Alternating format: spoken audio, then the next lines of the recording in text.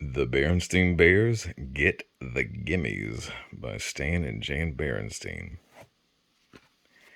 When a cub's behavior takes a turn for the worst, it's hard for parents to know what to do first.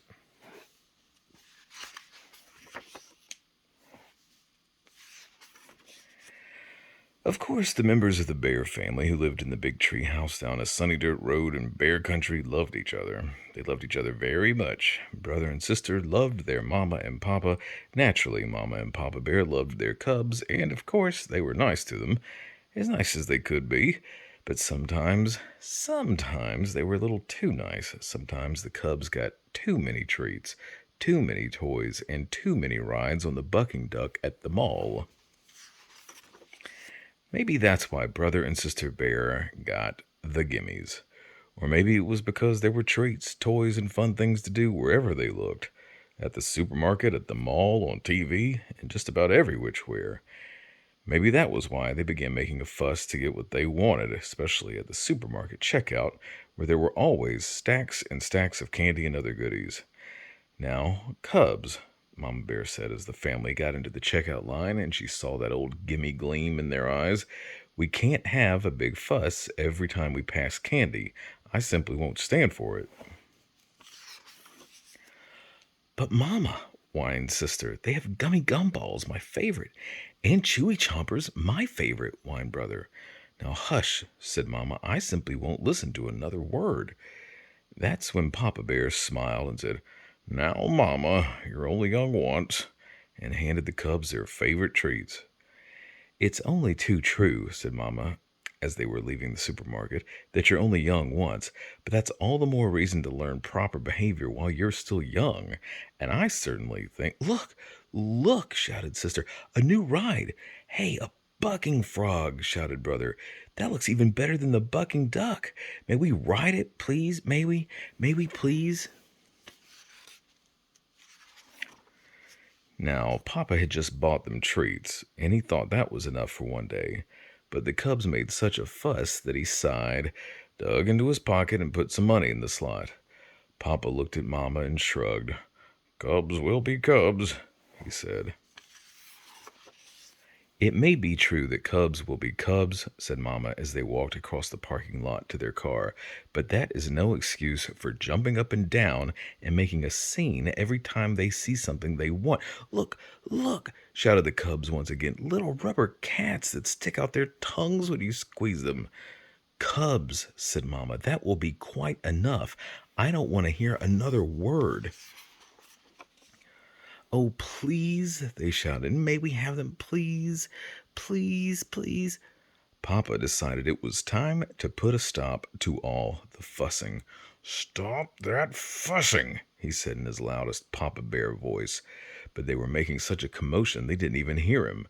Sister was jumping up and down so hard that she fell over backward and started kicking her feet in the air.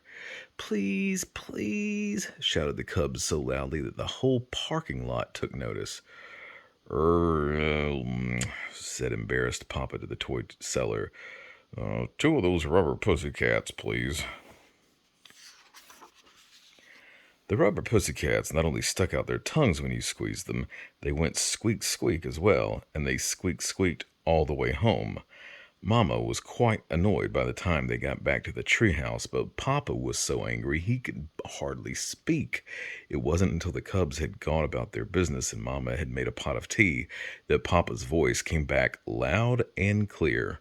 Of all the outrageous, disgraceful, embarrassing behavior I've ever seen, he roared. That selfish, greedy performance by our cubs was the worst. Brother and sister have the worst case of the galloping, greedy gimmies I've ever seen.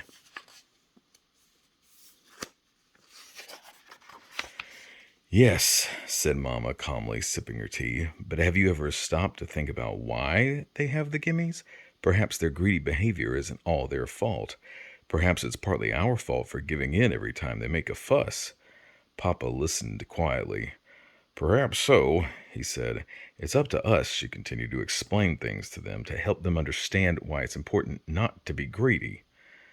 Then Papa called the cubs in for a talking to. He told them why it wasn't a good idea to be selfish and greedy and want everything in sight. Selfish, greedy cubs, he explained, can never be happy because you just can't have everything you want all the time. Life isn't like that. Do you understand? Oh, yes, Papa said. We understand, they said.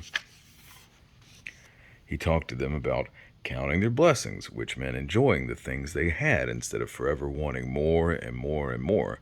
Does that make sense to you? He asked. Oh, yes, Papa, they said. It makes a lot of sense. That's when the cubs heard the sound of a familiar car door. It was Grizzly Gramps and Gran come to call. Brother and sister ran to open the front door, and as Gramps and Gran came up the steps, they made the biggest fuss yet. What'd you bring me? They screamed. What'd you bring me? What'd you bring me? That did it. Up to your room, roared Papa. Up to your room and no TV or treats for a week, for a month, for a year. The cubs knew this wasn't the time to argue. They scurried up the stairs and into their room. We seem to have come at a bad time, said Gran. What about these things we brought with us? Asked Gramps. A puzzle for brother and a top for sister. Your presents will have to wait, Gramps, answered Mama. I'm afraid brother and sister have a bad case of the Gimmies. The galloping, greedy Gimmies, added Papa. The worst case I've ever seen. The cubs opened their door a crack to listen. The worst case, you say? Said Gramps, looking Papa in the eye. Seems to me you were quite a gimme cub yourself when you were little. Brother and sister sneaked to the top of the stairs so they could hear better. I was? Said Papa. Of course, we didn't have malls or supermarkets back then, but there was old Roof Grizzly's general store. Wonderful place, sold just about everything. Honey cake, licorice sticks, molasses apples, and all sorts of toys and novelties. And did you ever have the Gimmies? Did you ever? You wanted everything in sight. It was downright embarrassing.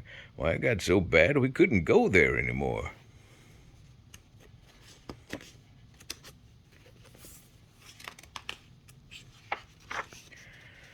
So we worked out a deal, said Gran. When it came time for a trip to the general store, we had you decide on a treat ahead of time. It could be a sweet or toy or a book, and that was it for the day. Right, said Gramps. And if you came down with the Gimmies, we went right home and you got nothing. That sounds like a pretty good plan to me, said Mama. Me too, said Papa. The cubs tiptoed back to their room. It sounded okay to them, too. The next time the Bear family went to the supermarket, they tried the Gramps and Gran plan, and it worked. Brother decided he would get a book about dinosaurs, and sister wanted a new box of crayons. Mama and Papa were very proud when the cubs passed the candy rack without so much as a peep. Brother and sister were pretty proud of themselves, too. But then they heard it, the familiar sound of a cub with a bad case of the Gimmies. The kicking, screaming cub was just behind them in the checkout line. You never heard such a fuss. What outrageous, disgraceful, embarrassing behavior, said sister. May we leave? Yeah, said brother. Let's get out of here. And that's how Brother and Sister Bear got rid of a pretty bad case of the galloping, greedy Gimmies. The end.